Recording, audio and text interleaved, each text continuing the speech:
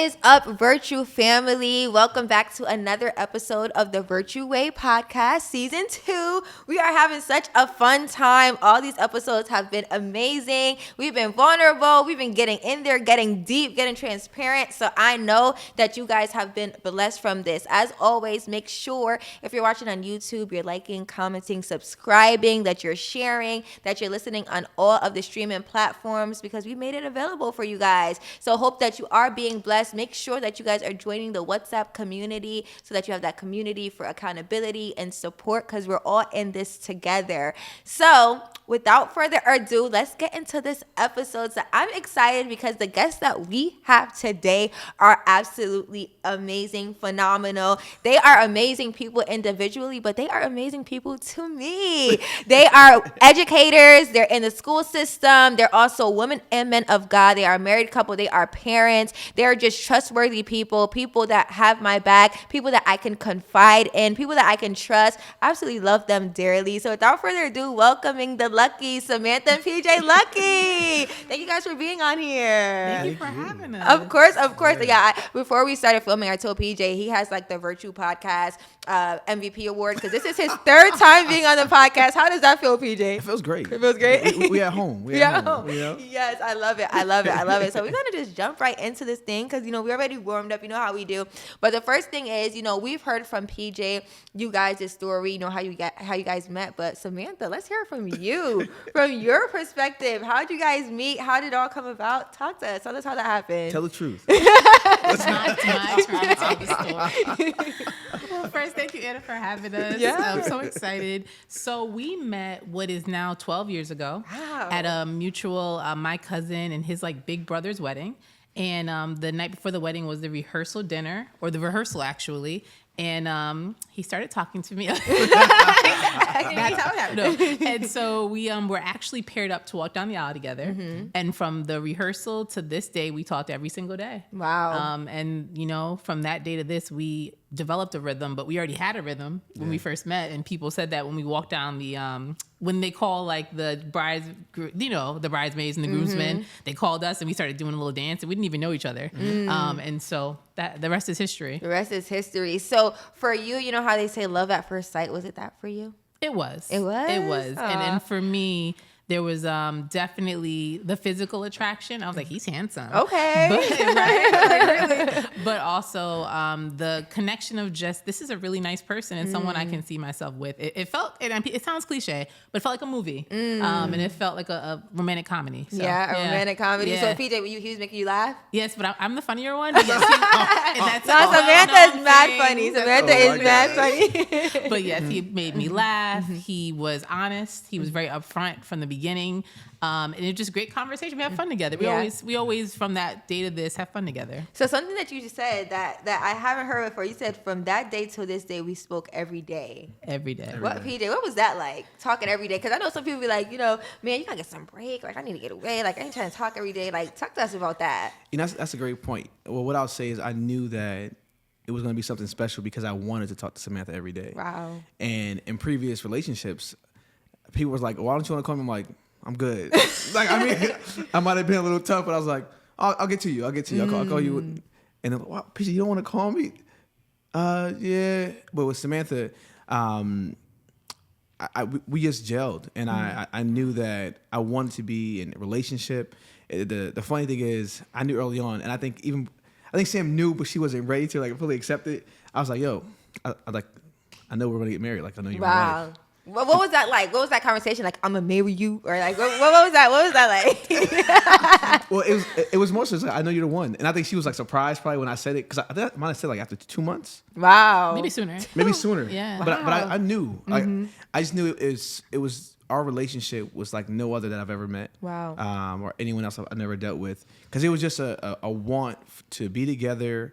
We understood each other's values. We were aligned. Definitely had a lot of areas to grow. I was definitely way more immature then, and I would say maybe a lot more selfish back then. Okay. That's honest. That's honest. And I think, to be honest, I think most guys are. Right. I think it was a learning process for me to really develop. And a quick joke was when you talk about talking every day. I think it was maybe a week after we met. I was going to I was driving to North Carolina, and I was looking to reach out to her. She was looking to reach out to me, and it wasn't working. It's because I was in the deep South in the country, and my phone service was acting up, and I'm like, yo, I haven't heard from her all day. She's like, wow. I'm like, man, did something happen? And we both of us were thinking like, what's going on? Is this like we've been talking every day, and then eventually I restarted my phone and.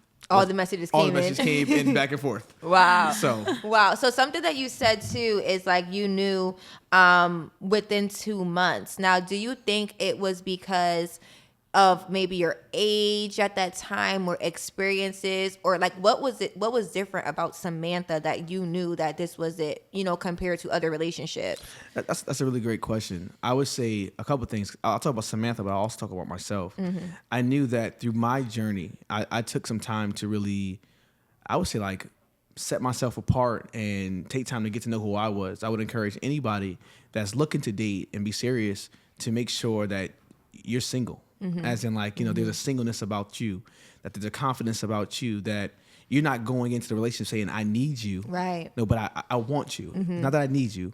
I want you, and I want us to build together. Wow. Where my life isn't dependent on you, but my life won't be complete without you. Oh, that's so good. So I just knew that the time that I took to really get to know myself, where I wasn't hungry or thirsty, and I really allowed God to really begin to fill different voids that were inside of me, so that when we met, I wasn't looking. I mean, I'll just say it. In the previous relationships, I wanted love, but I didn't necessarily want the person. Wow, that's so good. Because I was like, I wanted to be in love. I wanted to be in this relationship. Wow. But I was trying to make things fit. That and it didn't fit. Wow. So you said that so much to unpack with that, because that was so good. But you said that you were working on yourself in that period, working on your singleness. How long was that process for you? Oh man, that was a journey, right? And I'll say that was a journey in and out of different relationships, right? Okay. So you're saying that you can work on your singleness while you're in a relationship, or definitely. Okay. Definitely. I mean, I knew me working on my singleness allowed me to break off certain relationships. That makes sense. But I'll say there was times, especially in my mid-20s, where I set time where I didn't date anyone. And I might have said this before in a previous podcast, but I took time to really like, you know what? I love being in the crowd. I've always loved being around people. But there was a time where I was avoiding what I was dealing with personally and just being around people to avoid what's going on personally. Right. So this time I took probably about a year where I didn't date anyone. It was really just dedicated to reflection, to prayer, to meditation, and to saying, you know what? I'm going to be healed from some of the things that I went through, some of the trauma that I experienced. Right. And for you, Samantha, what was that like for you? Like, what kind of mental space, emotional space, like, were you in before, you and PJ, started to get to know each other? Yeah, I mean, I was in a place of just like, I'm sick of this dating thing. I'm younger. Not that much, but I'm younger. And I, right out of college, a little bit after, teaching and, getting to know different people, dating. I was kind of like, you know what, God, whoever it is, just the next person, if that's the person, let me see the red flags, was my prayer. Right. And so in meeting PJ, the mental space I was in was like, oh, he's going to be I used to say boyfriend. He does not like that. It is man. So he's going to be my man. Like, this is great, And he's like, husband. I'm like, husband. Like, what is that? Like, I never really, as a kid, to be honest, I knew eventually I'd get married, but I wasn't really thinking that at that age. Right. And so he definitely opened my mind up to that. A lot. And I hadn't met someone so forthcoming with that information. Wow. So honest about like, this is my intention. I'm not here to play with you or your life or even mine, which I thought was really powerful. Yeah, I think that's important because a lot of days, especially in this generation, people are too comfortable with playing games. They're too comfortable with bringing you around for time. And then before you look back and you notice, oh my gosh, it's 10 years down the line and you played with me the whole entire time. And I think that's so important that PJ can like, listen, I'm not here to play. Like, I'm looking to get married. But for you, because any man can say that, but for you, how did you trust him? you know, to say like, okay, like you're saying this, I'm going to trust and I'm actually going to submit to this. Like, what was it about PJ that made you trust that what he said was for real? Well, the first thing is that when we started dating, like we got to know each other's communities, each other's families, friends. And so very quickly, and in meeting those people, you kind of get to see and you watch and you observe, you know, what he says to other people. Does he keep that promise? Right. And, you know, he does. I think probably, you know, being young, I actually didn't think like, what if he's not serious? He just always showed in his actions he was serious, Wow, even actions. in, you know, dates, even in talking and getting to know each other, even in planning for the future. So I'm like, if he's making this up, he's really good. So I guess I didn't even think about that. But looking back, I really do think, you know, other people saying, you know, he's a great guy, but people you could really trust, you know, family, people who have grown up with him, people that he sees as mentors and as parents, you know, that for me showed me the kind of person I was dealing with. That's so good because integrity is so important. And how other people see you is a good reflection of how that person is going to be in a relationship. So for example, like had you gone around PJ family, like and his cousins like PJ is trash. Like he get on my nerves. Like if they didn't have positive things to say about him, and I know that people have been in those situations where people's family, like it just like this person just did not seem like a good person and they stay anyway, and those same things that people complained about them before are the same type of person, the same way that they treated them in the relationship. So one thing you guys talked about is the dating. Like how do you date a person? How do you court a person? Because honestly, I feel like it's ghetto out here. And I'll be watching, I'll be listening, and I'll be like, dang, like it's like that for real? Like what is real courting? What does that look like? That's a great question. That is a good question. Because some people think like it's just dates. It's just like, oh, like a man want to court me, he need to take me on a date, or like he need to open the door for me, or he need to sit and make sure his back not against the door. What does that look like? Yeah, I think the biggest thing is dating really is communication, right? You're really looking to communicate your values, what you like, what you dislike, and where you want to go. And many times people think dating is just the fun stuff, but it's also having those serious conversations. I mean, even while dating, we had some serious conversations and didn't agree. And at first, it's me like, oh man, is everything okay? Because you're like in this like bliss, like oh, I'm in love. But those conversations really open the door to some of the things that you may deal with even later on. Wow. So as you're getting to know, when people are telling you different things about themselves, believe it. Wow. Yeah. That's Right? good. That's true. So for us, it was communication. And I mean, we were intentional. Again, I had some experience. I had some great mentorship as well. And we had people holding us accountable to make sure that we kept our values. So we did different books together. We read maybe 4 or 5 books together while we were dating, which again, allowed us to be able to serve each other in a greater capacity. And it's intentional. It was intentional. It's really intentional. And I love that, reading books together. You know, I know people do like Bible studies together. Like they do all those amazing things. But what about you, for you, Samantha? Like what was like the dating, like, you know, you really felt like I'm being courted correctly? Yeah, I mean, I think some of the things you said before do play into it, right? Like the opening the door, that was different for me, but I love it now. Opening the door, the actually taking the time to plan out what we're going to do, it not being all the time a movie or something like that. Like, okay, today we're gonna we did go for a hike. That was a lot. But it was great, you know? Like, you're in the bliss again. It's so fun. Now you're like, well, I don't want to go on a hike. You're married now. I don't want to go. We went on one hike. That was it. One hike. No. So, let's go. And after that, At least you could say you did it. Yeah, I did it. It was great. But actually taking the time to make the quality time and make the time quality. I also think dating is also getting to know each other's, again, communities. So That's you know, you come to my family's cookout, I'm gonna come to your family's cookout. What do holidays look like at your house? It's like, how does it look at my house? So that we know how to blend this thing once we do get married. Right. I believe That's we so started good. blending these things before we got married, so it wouldn't be such much of a shock. So I think that's a part of dating as well. Yeah. Go ahead. I just want to add, like, I think you have to learn each other's priorities Wow. while dating. That's so good. And we were very intentional about what were priorities. I came in, again, I'm a part of a certain community, church community. Again, Sam mentioned, I was very transparent, like, just so you know, this is my life. Like, this is what you're walking into. This is not going anywhere. A lot of my time is going to be here. Are you willing to walk this journey with me?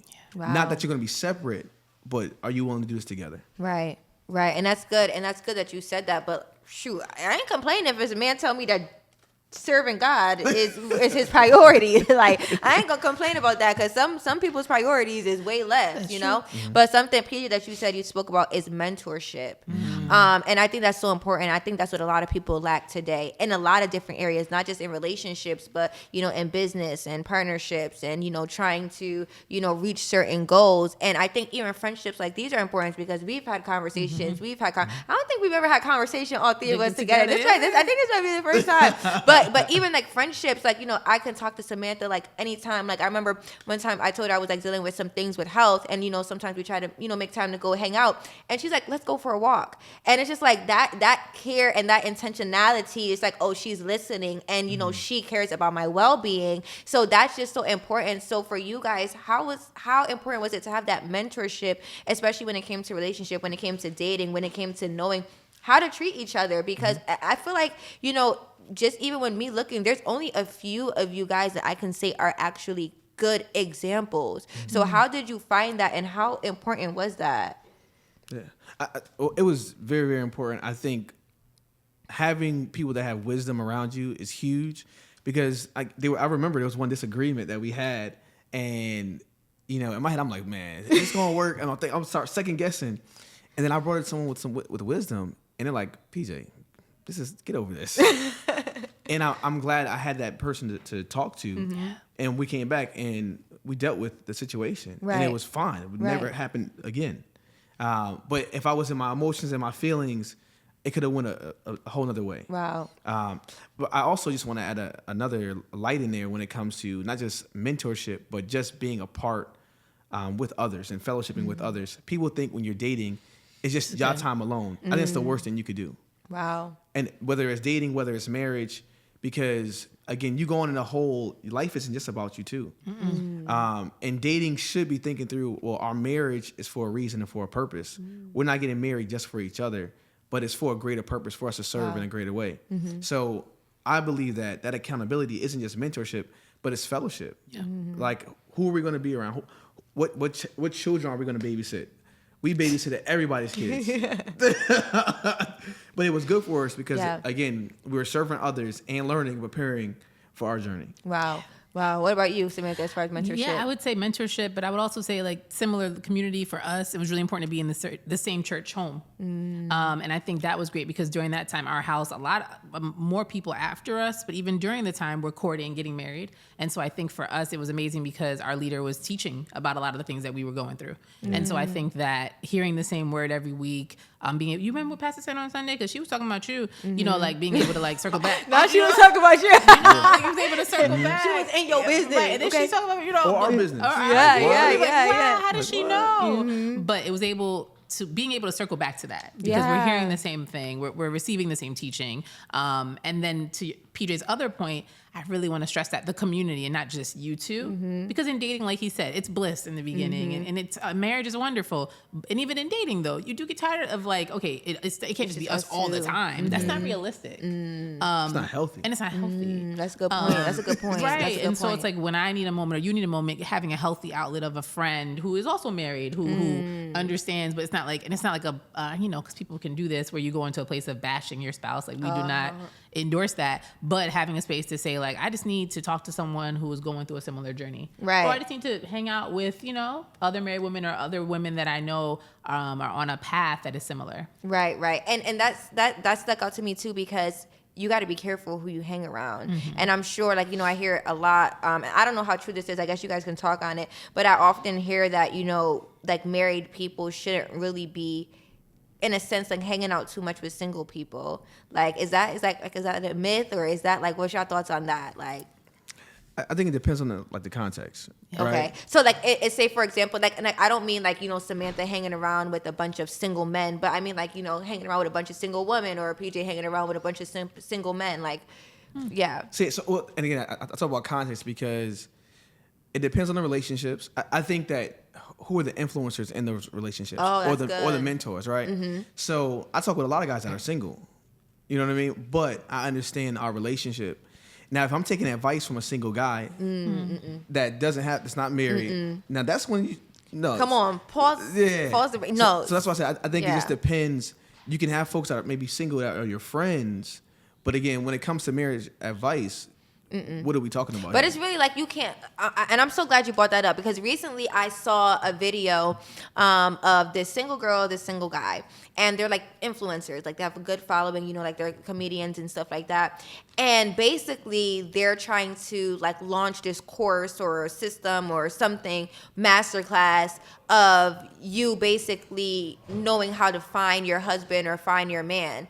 And it's just like, for me, like, why would I take advice from you when you're constantly posting about how you're single and how you're looking for someone? Like, why am I going to sit here and you have to be careful about influence because you have thousands of people following you, thousands of people seeing your content, and you're telling people to join your program. Like, you got people on social media, single men, telling, read my book, join my class to learn women what men want. Do you even know what you want? And you don't even got a wife. You ain't proposed to nobody. How you gonna tell me how to be a woman for another man and you ain't got one? So I think that's really important about like who are the influencers, because it's different. Like, you know, and I'm not saying that you got to be the ones to always minister to single people, but it's just like, obviously if a man, you know, wants to learn something or learn about marriage, he can come to you because you have the experience. I can give people my experience about being abstinent, about being in a relationship and be abstinent or whatever. I can't tell nobody how to be married. Yeah. So, you know, I think the influence is definitely important on that. But what do you want to say about that? No, I think that's so powerful. And I also think when you start dating someone seriously, you do need to consider who is in your company. And I do think that for me, it was a very transformational time in my life. Like I said, you know, in all seriousness, being a little younger and coming right out of college and having friends who are like, oh, you're changing because of this guy or you're doing this. And, you know, having to think, well, this is going to be my future. And I'm not changing necessarily because someone else is making me change. Not at all. I'm changing because these are positive changes I want to make. Yes, that's so good. And so I think really getting clear about that with yourself and also with those around you is really important. Yeah, go ahead. I just want to highlight that. When I say, again, depends on the context, I want to make sure folks don't, like, I'm not endorsing if you're married to go to Vegas with all single guys. Like, you know, that just doesn't sound like a good idea. They don't. To anybody, married or unmarried, it don't make no sense. It don't add up. So, again, I just want to highlight, again, even if you have single friends, those guys should also know your standards. Yes. And if they are friends, they should be encouraging you to turn back to your wife. Come on. That's good. That's good. Now, to play devil's advocate, do you think it's possible? I think it might be possible. Do you think it's possible for, let's just say, a man going out with his single friends, for his single friends to really understand what that means and what that looks like to turn back to your wife? I don't think they'll understand because they're single, right? But I think that they could empathize and say, hey, bro, we know you married. Like, bro, you wilding right now. Like, I think about Kevin Hart's story. Okay. Where he said he went out with some guys that set him up to cheat on his wife. And in my opinion, can't nobody set you up. You should, yes. but Agreed. yes, Agreed. but I understand. He made a choice. He made a choice. But if you have the right people around you, they'd have been like, bro, go home. Right? I don't care whatever's going on between y'all. Go home. Right. No, and that's a good point. And you gotta, but also too, when you guys have the same values as well, you know, because even whether single or, you know, whether married or unmarried, you know, if you guys have the same biblical principles, the same standards, the same foundations, then probably either way, you know, your friend wants to see you do the right thing. So I think that's definitely very powerful. So it's something that you said, Samantha, when you mentioned the change, the transformation. I remember I was dating someone and he was really like people, he was held to a high standard from people. At the time, I'm still a little ghetto, but I was real ghetto. Like at that time, like I was just outside, I was ratchet, like for real. Like I still got the Patterson in me, of course, but I was really right there at that.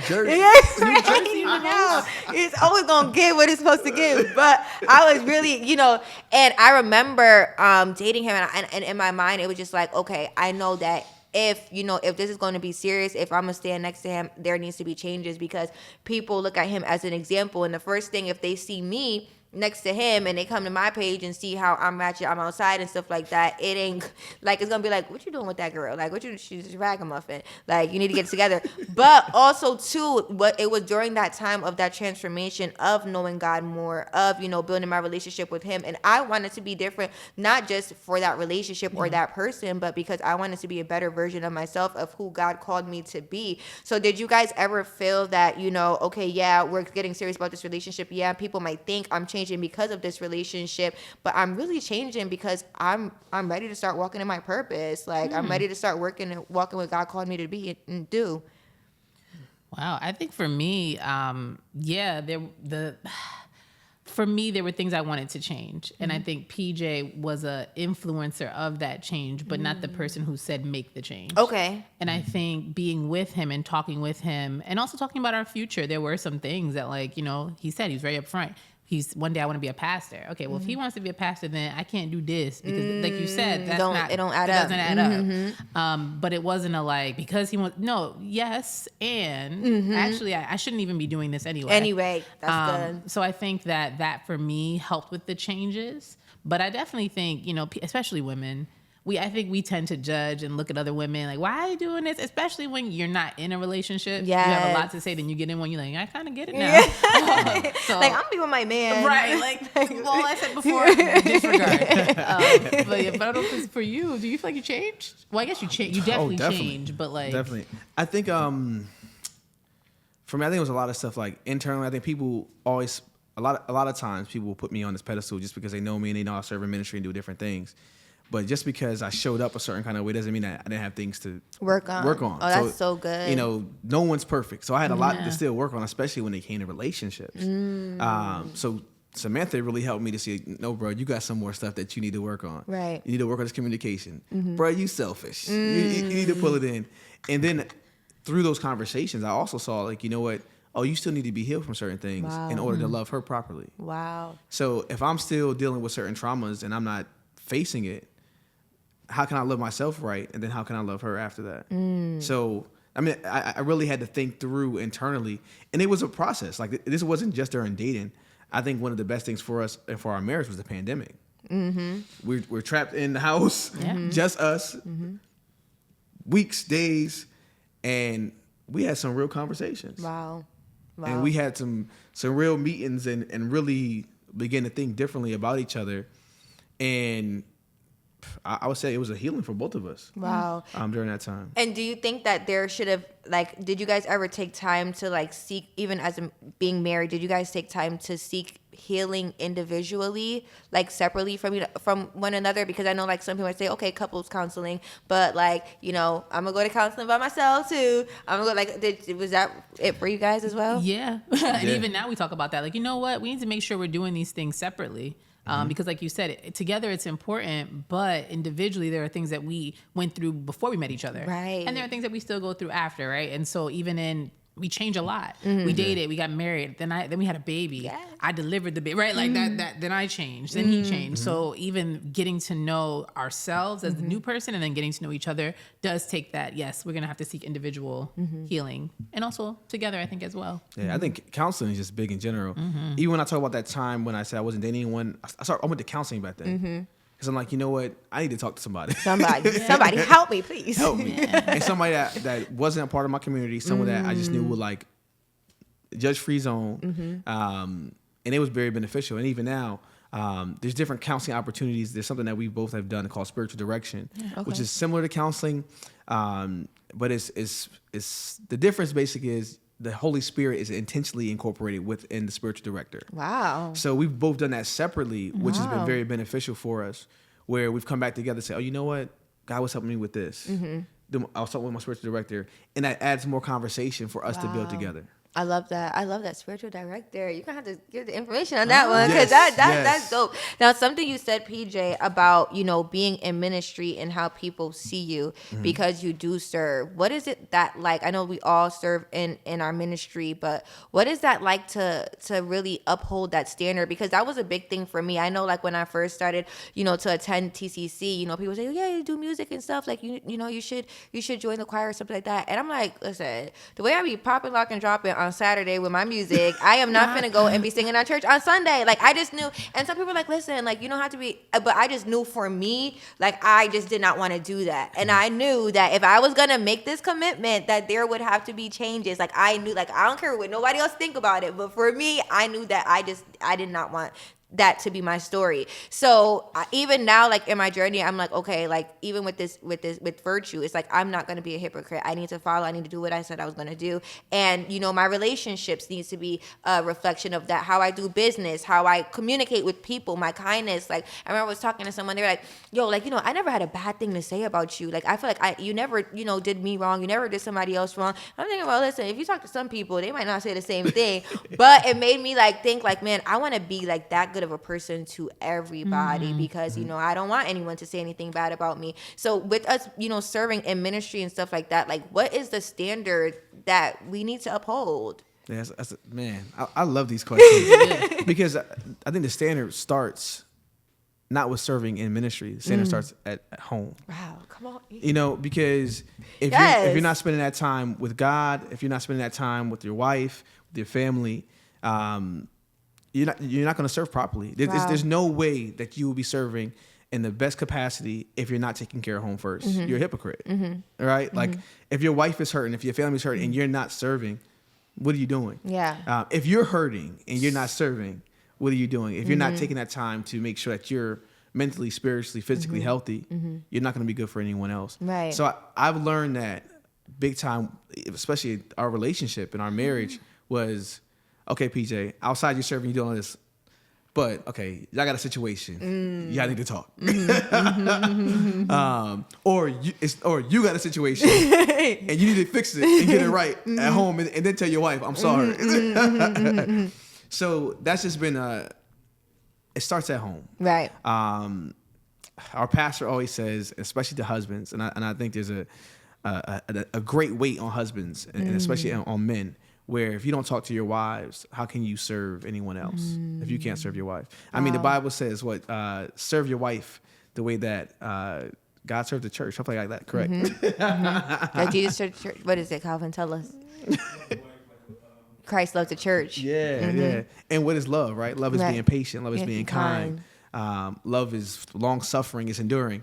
All those things, if you can't do that with your wife, how can you do it in a ministry and truly do it? Right, because, and I like how you use the word ministry, because marriage is ministry. Yes. Marriage is definitely ministry. Like, you're ministering to other people who eventually want that, you know? So marriage is ministry. But what about for you, Samantha? Yeah, I agree. It starts at home. I think for us, we've had to like really figure out what that means. Okay. And because PJ grew up in TCC and I came to TCC. And so that it's, you know, a difference in culture and learning and understanding and patience with one another, like not assuming because he's been there, like he should, you know every scripture and every version, you know, like not having that expectation of him, and then him being patient with me, which he's always been, you know, like me being new to it when I was new to it. And so I think that was something we had to work through. I also think balancing things because we both serve in ministry. So figuring out what that looks like while we were married. Well, we're married, but in the beginning of marriage, now with a child, like what does that look like? How do we navigate that? So I think it has different stages, and as we get through them, we have to keep communicating. Yeah. I just want to add, I had to learn big time because I was like full throttle. I'm used to being at church every night, doing all these different things. I had to learn, okay, you got to make sure that time is set apart. Wow, that's that good. was a big thing for us that we had to work through. What time is set apart for your home? Wow. So again, you're doing all these things, but Sam like, we haven't been on a date in a while. I'm like, you're right, but we've been to church, right? So again, starting at home, and we've done some things, especially, and it took us a while, but we've been in a great rhythm. We've learned some techniques that have helped us with dating, with communicating. Right. So one thing that I know for you guys is that you guys waited until you were married. So what was that like? Samantha, what was your journey of waiting until marriage? Yeah, I mean, it's interesting because I can't say before I met PJ that was my goal. I think I didn't really put too much thought into it. I grew up in church. I think it was like that would be nice but kind of. And I think God works in amazing ways that it didn't happen. And then when I met PJ, I will name, and I've always said this, that was his standard. And it became my standard. And I was like, I'm good with this. And so for me, I think back though to when I was younger, always thinking, you know, I'm growing up in church, but I feel like there's more. And then I found TCC and I was like, I feel complete in that. And I think the way it worked out was for a reason. I think God knew like I needed to wait, and I'm glad that the other things that I tried to escalate or do because other people were doing didn't happen. And so I think that journey to him and then us going through the waiting was definitely a learning journey. It required accountability from each other, but also others around us. It required intentionality, like not putting ourselves in certain situations because you're physically attracted to each other. Let's be real. I mean, for us, that's important. We wanted to I wanted to marry someone, same for PJ, that I was physically attracted to. Yeah. And so making sure you're not in setting yourself up, right? Not perfect. We're not like, we are holy. Like, it doesn't work like that. The feelings don't go away because you're like, I want to wait. Yeah, for sure. And that. And then I also think for PJ, and I do think this for men, when you set that standard, and he said it, and I was like, I'm with it, that it did move things along faster in some ways of like, not that we rushed into marriage because of that, but I think for us, because there were certain things that like we didn't live together. We didn't have sex. I think it made it more special. And I also think it caused us to focus on other things. Now, Samantha, do you believe that had you had an experience prior to meeting PJ that you would have been so much for waiting? I don't know. I don't know. I think I would have been fine with it because I think for me, I wanted to meet a nice person. Okay. And so I think PJ, when PJ said it, I wasn't like, no, for me, I was like, no, let's do it. Okay. It wasn't something that I was like, no, this isn't going to work. Are you kidding me? And so for me, I think PJ really helped. And I thank God for sending me PJ. Wow. So that we were able to wait and I was able to experience that journey. Wow. And what about you, PJ? Yeah. Well, I thank God for you first. All right, now, come on, we're going to thank Jesus.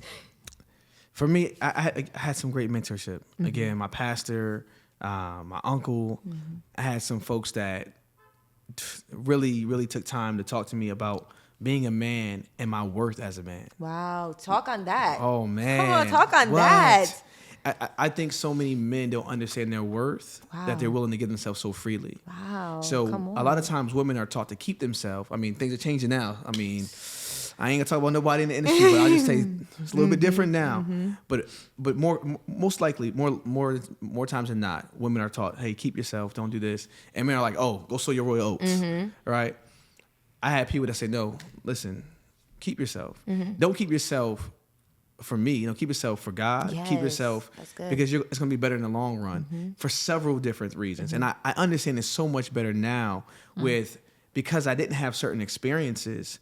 I didn't have to go through, and I would say like detox from other women. Come on. That's because good. when you've had certain sexual experiences, you got to detox in order to properly accept and please your woman. Wow. Or you're going to be looking for that same thing in her from either that initial experience or that last experience that you had.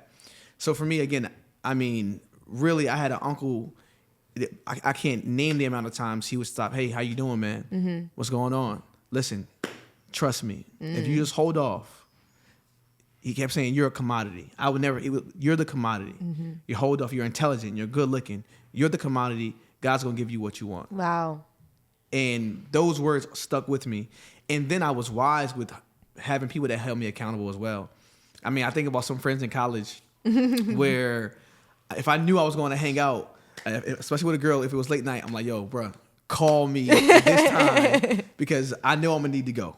You know what I mean? So even during those times of dating, I had folks who be like, yo, P, let's get out of here. I'm like, it's time to go. You're right. It's time to go. So accountability is big. And then that worth, that understanding who you are, understanding that God has really made you to be something great. Yeah. And that your life is worth living. Your life is not worth giving to other people. Yeah, that's so good. So being that you guys didn't have the experience, you were waiting till marriage, how did you guys enjoy intimacy with one another? Like, what did intimacy look like? That's a great question. These are good. This is like, wow. Yeah. So, you mind if I start? But no, please. So intimacy, that's a great word right there. Again, many times when people say intimacy, they think just about sex, but it's so much more. I believe we were able to have intimacy maybe earlier than some couples because while we were dating, we got to know each other. Where at times people may have got caught up in just the physical. We were having real conversations about who we were, and then it was this anticipation about making this thing sacred. Wow. There's something special about I believe if anyone has ever fasted or taken some time, when you fasted and you got to that point and it's time for you to break in that meal, you feel accomplished. Yeah. There's just something about it that makes it special because you met the standard. And that's just not fasting. That's any type of discipline. Yeah, right? that's still so when you have true. held your discipline, you're like, I have accomplished. So I believe that expectation alone for us to say, you know what? We met our goal.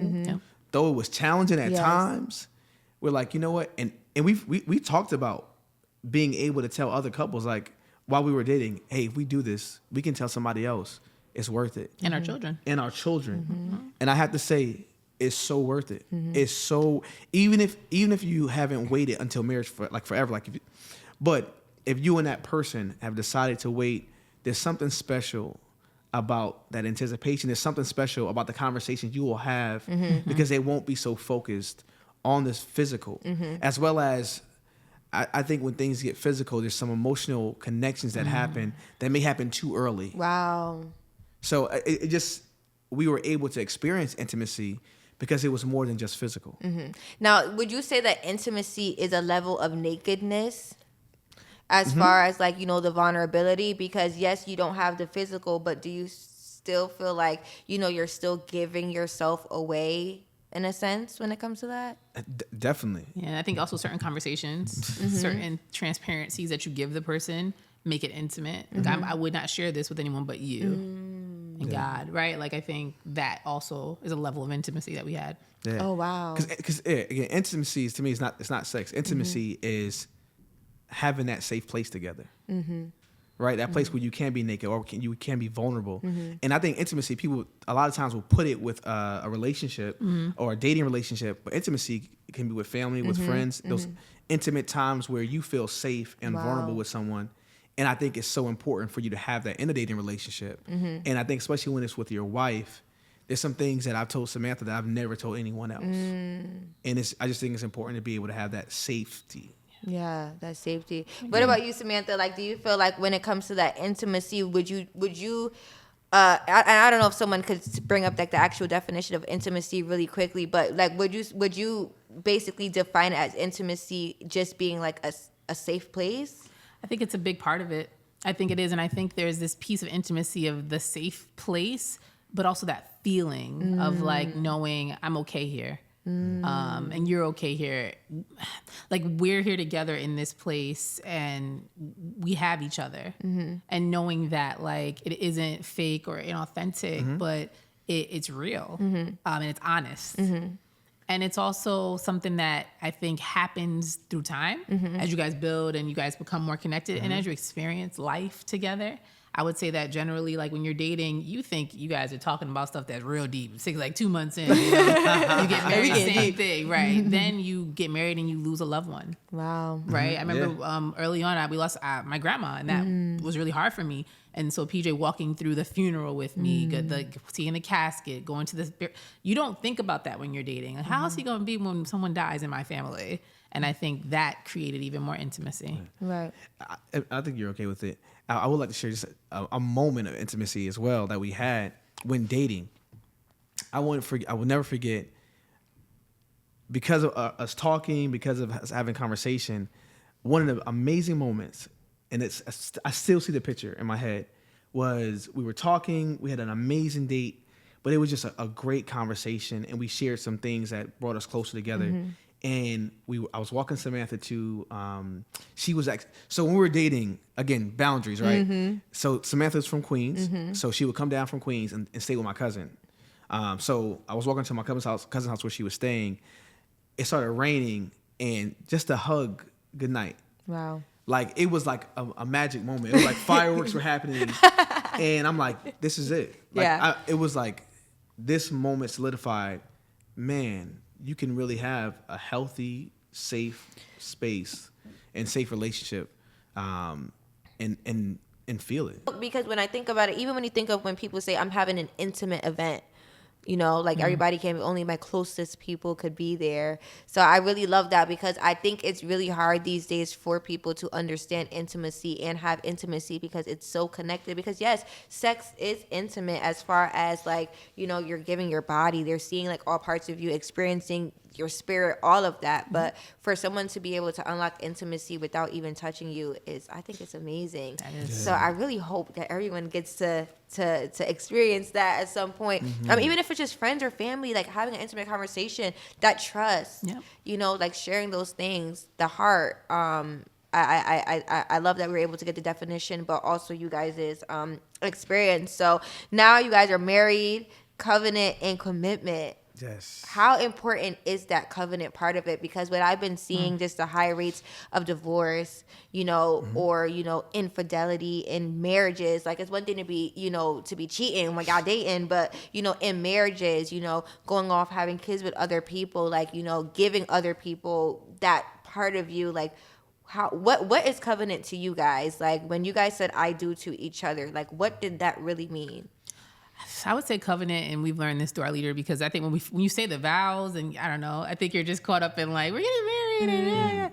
And covenant is that no matter what he does, I still uphold my part. Wow. And I think that is hard, because you're like, but wait, like he didn't do this, and this, and I still, but when you're covenanted to each other, it's an agreement that you're making no matter what. And I think it's so important to keep that in mind, but to also see what PJ said earlier, the greater purpose of your marriage, right? Like it isn't about we're always going to like what each other says or all of the decisions that each other makes, but it's about what's our purpose as a couple. And, you know, how am I going to support our covenant no matter how I might be feeling in the moment? Yeah. I'll just add, I love the example you mentioned about, it's about what you do, right? I truly believe that when something is a value for you, no matter what anyone else is doing, You're right. you value it. So if you value respect, no matter how disrespectful somebody else is, you're not going to disrespect them. Wow. Not saying that you're not going to defend yourself or you know, make a statement, but it's not going to be disrespectful. The same thing I believe is with covenant. If you honor a covenant, right, you're going to honor it. If you value the covenant, you're going to value it no matter what the other person is doing. And for us, it's been a life-changing. I think the more that you begin to honor something greater than yourself, it allows you to cut away those things that aren't healthy, because you're like, you know what, this doesn't fit in the covenant. Okay, PJ getting a temper tantrum about this, does that fit here? Is that going to benefit us right now? And even knowing sometimes, like, you know what, it won't necessarily be wrong for me to say this, but it's going to be beneficial. Right. So that covenant is really just something serious. It's greater than a contract. It's a sacrifice. Yeah. Oh, that's good. It's a sacrifice. I love how you said that, because I did do an episode on covenants, and I talked about, like, in the Bible, whenever there would be a covenant made, they would have to make a sacrifice, you know, whether it's a burning sacrifice, an animal sacrifice, because there needed to be a shedding of blood. You needed to bring something, an offering, like something for that sacrifice. And I think that is so important. So what would you say is, like, really missing from marriages these days? I think communication. I think that's the biggest thing. I think that when you truly learn to communicate and you begin to understand each other, and the person that you're married to right now may not be the same person you're married to in 1, 2, 3 years. That's good. So that's the importance of that communication. We've evolved as people since we've been married. Like, it'll be 10 years in December. Wow. We are total different. We're extremely different than we were 10 years ago. That's true. And even with life changes, right? Again, with having a daughter, total different situation. We had to do a lot of communication. We had to talk through that a lot. And really begin to understand. So many times I think people don't communicate, and then they don't know when to bring someone else in. What I mean by that is not bringing a friend, not bringing in your mama or different family members, but bringing in someone with wisdom and really getting counsel. Wow. If you're not able to solve a situation together, you need to have counsel. You need to get counseling and talk through it. A lot of people of color are so hesitant to go toward counseling, but it's so necessary. Yeah.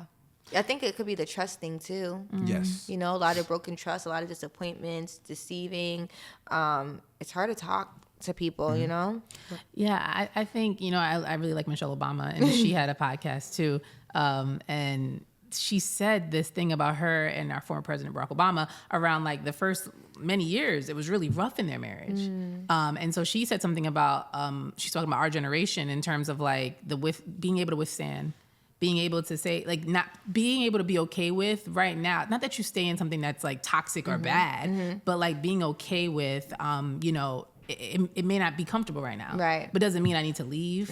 But I think it's just tough when you don't communicate, or you probably, like you said, have the mentorship. And to your point, don't trust to seek those things. So yeah. Can I add one more thing? Of course. And when we talk about communicating, I talked about this a little bit earlier. I want to put the onus on men communicating. That's what's missing in a lot of marriages. Most men have not been taught how to communicate. Now, that's not an excuse, because we got to get it, right? But a lot of times men deal with holding things inside. They don't talk through it. They feel like they have to figure it out themselves. No, communicating is so big for you to let your spouse know. And we were actually talking about this week. There's a book called The Meaning of Marriage, if folks are interested in reading. It's by Tim Keller. It has some boring parts, but it has some great principles. Because it's one of the books that we read. But in the book, it talks about, he said he had to allow his wife to be able to serve him, because he was used to doing the serving, and like he didn't think anybody had to serve him. And I saw myself there. I'm like, I'm not used to people like helping me. I got it. Don't worry, I got it. No, some things you don't got, bro. You don't got it. You don't got it. But you have to be willing to humble yourself, even communicate, and be vulnerable with sharing that. And then allowing your spouse to serve you. Wow. And we were just talking this week. I've learned that allowing your spouse to serve you isn't always just physical either. It's through conversations. It's through the wisdom that God may give your spouse. Wow. And you wouldn't know that they have that wisdom if you don't communicate. Exactly. Yeah. That's man. Like, what do you think as far No, as that's true. Yeah. What do you think as far as, like what these marriages these days are missing? I would just say it's tough, because I think that there's just a difference in the generation. There's a lot of like stuff in the media that makes like marriage not cool. I don't know, and I think that's sad, because I think our generation has seen some things that makes us think that. Right. And I think that if you want to be married and you want to do it, knowing that it is possible, you can do it, but also knowing it's going to be challenging, but seeking out what you need. Yeah. Because I think that I didn't grow up seeing couples seek out what they needed. And so I think there's like this message of either you have to leave or just stay and be unhappy. And it's like, you don't necessarily have to do either, maybe. Depending on the situation, maybe you can stay and get what you need by seeking counsel. Right. And I think that's really good too, because even when it comes to the communication, yes, we want to bring that in. But would you agree that a lot of this starts from before the marriage even starts? Like, like these things were missing off the rip. And then you guys got married and it just magnified even bigger. Or, maybe y'all shouldn't have even gotten married. And now you're in a situation where you're in covenant and you feel like, oh my gosh, I have to stay in this now. Like I have to, you don't want to, maybe feel like you're dishonoring God by getting a divorce or anything like that. Like how could a person really like avoid getting in a situation that they probably shouldn't have gotten in the first place? Man, I love this question, because the work that you're doing in general, right? Promoting abstinence, promoting virtue. If you begin to work on those things before marriage, it's only going to benefit you. I was having a conversation with one of the guys that I mentor, and he was sharing with me, sometimes it's challenging not to look at other women. I began to share with him, again, you always have different feelings. You may want to look at different times, and you may even look at different times. But if you start disciplining yourself early on, even before marriage, there's a time where I remember in college, and I just be transparent. We getting vulnerable. Yeah, here, right? Come on. Give it to him. while in college, you with your guys, you talk a lot about sex, right? And again, I was learning the boundaries, and I'm like, yo, if the girls walk by, I'm looking. I'm like, oh man, look at her. But I learned that, why do I need to look at every girl that's passing by just because she may have a nice shape? No, you can have some discipline. You can have some boundaries. Because if I'm just focused on her shape, I'm not going to think about her mind. Wow. So, or if I'm just focused on her shape, I'm going to miss maybe the one I need to talk to. Because you're looking at the physical. Look at the physical. So That's real. I think especially for men, for everyone, there has to be a discipline where you're able to have a boundary for yourself and say, you know what? I can hold myself to this standard. Because when you get married, you're not always gonna be able to have sex when you're married, right? So people don't talk about that aspect. All right, come on Again, in here. Bless the people. Where the people.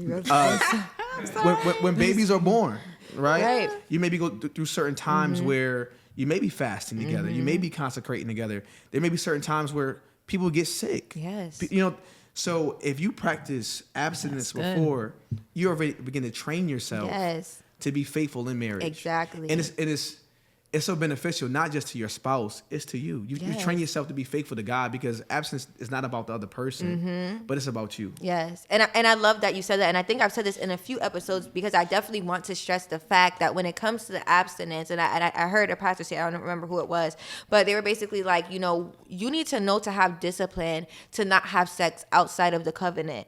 Outside of your what do you call it, the wedding bed or what? Yeah. Because if you don't, when you are married, you're not going to be able to have that discipline or even have the respect and honor for that wedding bed, because you didn't do it before you got married. Come on. So how easy is it going to be for you to go and cheat?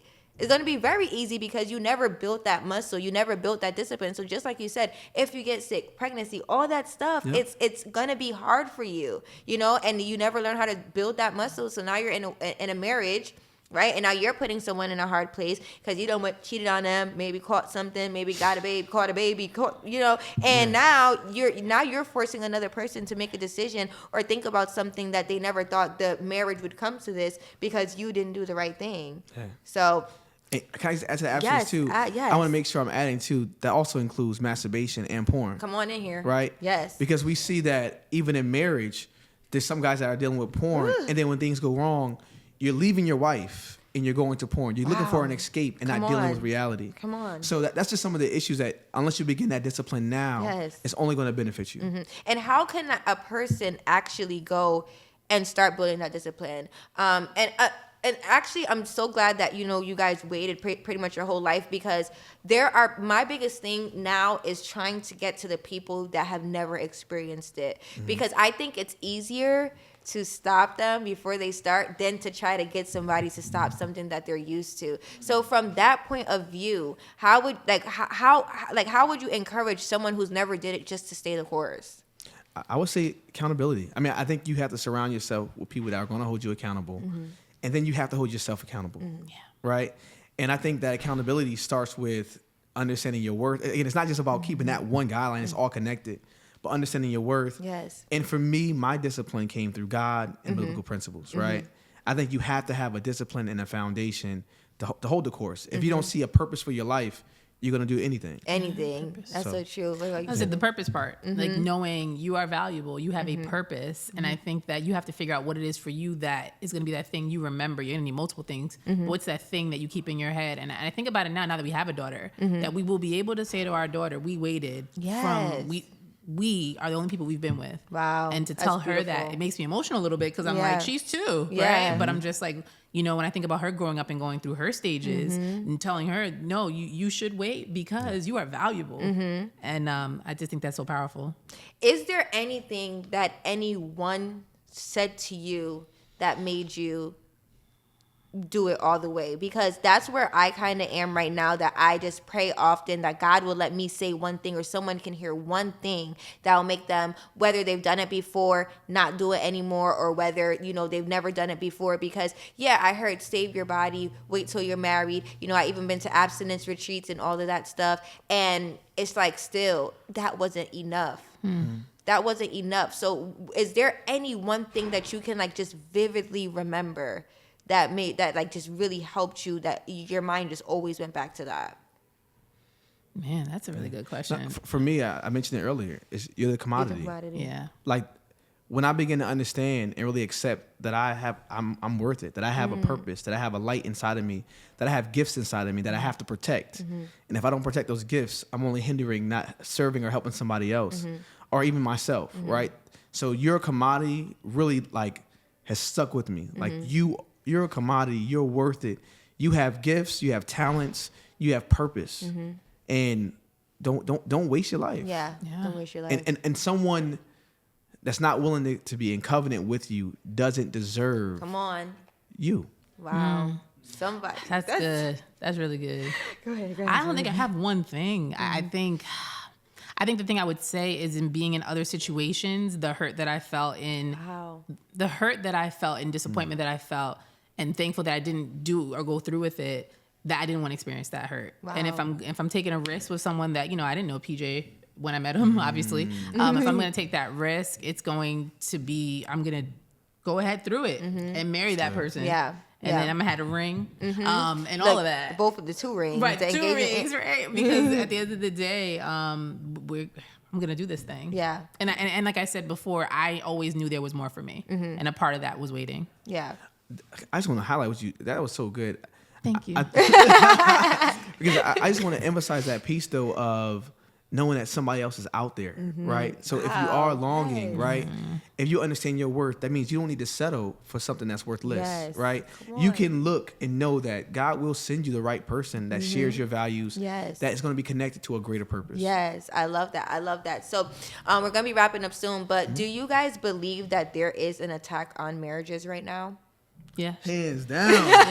Yeah, I do. And I think especially in our generation. Definitely. Definitely. And it's like I was saying before, I think that we have to make it more of a thing where, yes, don't make it this thing where it's like marriage is this fairy tale, especially it says, women, we got the dolls and stuff. And you don't be Princess Tiana, whatever. I can't remember if she's married. But like, don't do that to people. Don't sell them a dream. Be real with people. But at the end of the day, no matter what we go through, I would not trade our marriage for anything. Wow. And I think that there is an attack, but we have to be more willing to share our story and be more willing to say to people, hey, it's okay if you're going through X, Y, Z. Like, let me help you or let me find you someone who can help you. And to pray for married couples. Wow. Something I know that we've worked to do more of is not just pray about us, our pastor has pushed this, us and our kid and our, no, who are we reaching out to? Let's pray for that couple that might be in China right now, right? Whoever, because to your point, there is an attack, but we got to be stronger than that to stand up against it. There's a huge attack. I think that what people forget is that marriages work, right? It takes work. You got to put work in. I mean, it's like anything else. What you put into it is what you're going to get out of it, right? And if you're not putting anything, you're not going to get anything out of it. So many times people hit a hard place and don't think, well, in your life, you've hit hard places. Yeah. You may have lost your job, but you didn't stop applying. Like, you may have lost money, but that doesn't mean that you can't make money again. It doesn't mean that your marriage can't get better. Right. But you need to make sure that you're using different strategies. Something that we've done, again, I talked about the books. I talked about communication, setting times. We've done marriage retreats where our hope is once a year that we do a marriage retreat where we talk through our vision, our home, what we're looking to do, how we're looking to communicate. Like, you have to put in work. Right. And I think that's what sometimes is missing, where people just think it just comes through osmosis. No, you got to talk when you don't feel like talking. Right. You got to get over those emotions. And if you're dealing with trauma, you need to go see somebody. Yeah. So that you're not taking it out on your spouse. Right. Because there's something greater for both of you all if you deal with what you need to deal with internally. Right. No, I think that's really good. And why do you think there is such a attack on marriages right now? That's a loaded question right there. That's a loaded question. That's a loaded. You want to start? I'll start with saying I think marriage, procreation, create like children. There's an attack on children, right? Like, and I think that a part of the attack on marriage is to kind of stop the generations of children that are to come, especially the male child. Wow. Yeah. But you could please add on to that. Yes. So I it's loaded because I believe that the enemy comes against covenant in general. Yes. Any type of covenant, whether it's a brotherhood, a sisterhood, whether it's a marriage. I say that so much. If anyone is dating or anyone is newly married, I guarantee you, once you get married, all the exes are coming out the box. Facebook requests. Even if it's before you get married, if you made a commitment to somebody. When we started dating serious, I'm like, who are all these women that's coming at me? I'm like, I don't want y'all now. But when I thought I wanted y'all wasn't around. Right. But I believe that they only want you because they see who you are and the type of person that she brought out of you. Exactly. They think they want you, but they really want her. But we ain't gonna get into that. But go ahead. A whole nother podcast right there. I think that again, even those moments, you're able to see that the enemy wants to stop marriages, wants to stop covenant. And you'll see different signs that really show that. Wow. And anything that's healthy, that's going to promote God and purpose, the media looks to shut it down. Come on. Like the media is always pushing this selfishness and not a selflessness. Wow. Yeah. So it's a constant cycle. But I also believe that we have to be intentional to look at what we've gone through, what we've seen, and not allow what we've seen to impact our future. That's so true.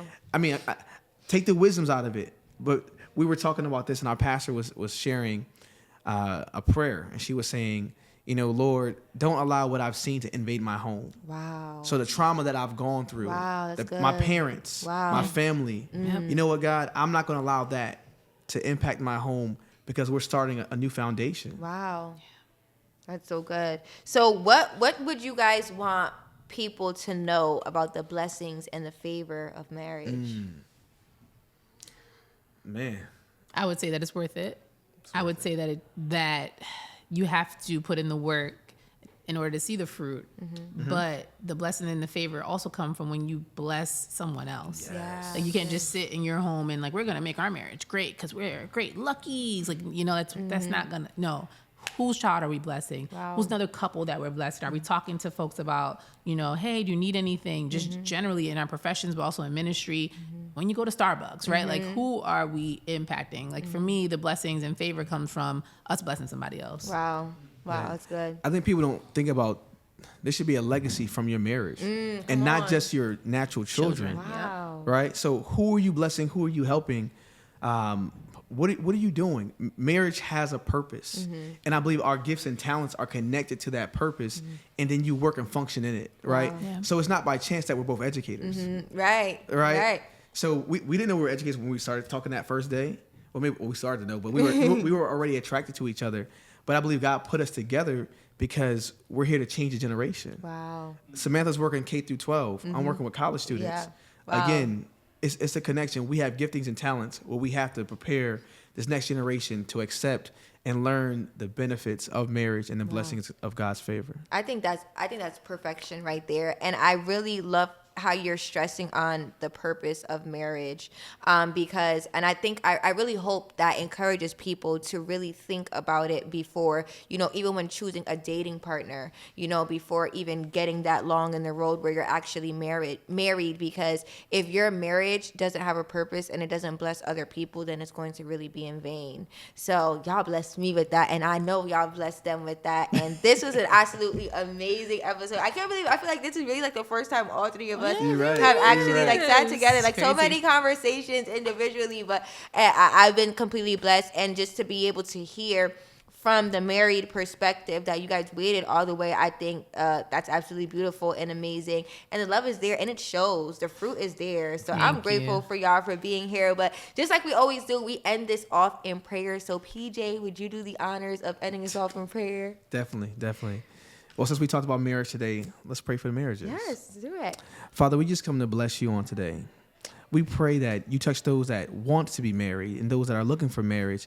And then we pray that you bless those that are married. Yes. Holy Spirit, we pray that you lead and guide those couples, that you give wisdom to those that are seeking. We pray, God, for the wisdom to understand discipline, whether they're married or not. We pray that you help now, and that you even begin to heal hearts and heal minds as they are accepting their singleness, as they are accepting their purpose and seeing how their purpose aligns with others. So, Father, we just bless you right now. We know that no weapon formed against these marriages shall prosper.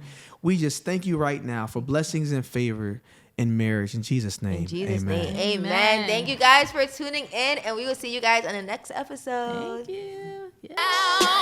No time to slow. Anticipated this moment for much too long now. Nothing stopping what is mine, what is destined. No second guessing. It's time to shine now. Created this